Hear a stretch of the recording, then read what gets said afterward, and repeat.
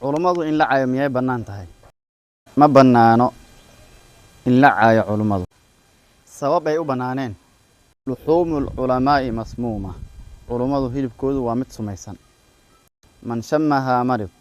Qofkii ursada waa xanuunsadaa. In akalahaa maat. Dagaalankiisa iyo la dirirkiisana iska badaa waa ka daran yahay. Waan garannay.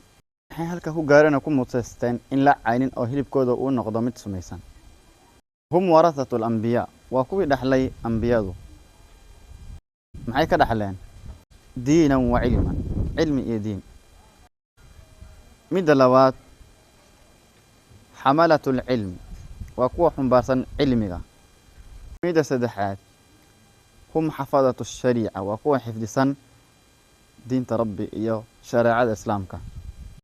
Wanibraasul umma waa kuwa ilayska ummada.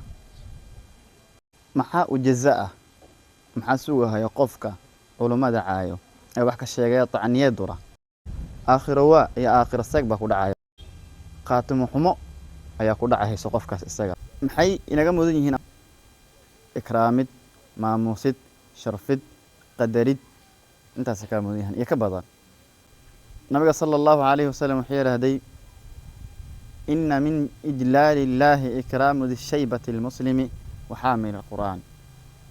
Allah subhanahu wa ta'ala oo la weynay waxa kamid ah qofka muslimka ee ku cinraway islaamnimada in la karaameeyo la maamuuso la sharfo ya haamil al-qur'anku iska daa inaad caysee aad ka lawlatee waxaa laga rabaa inaad maamuustid oo ikraamtid oo qadarisid oo sharaftid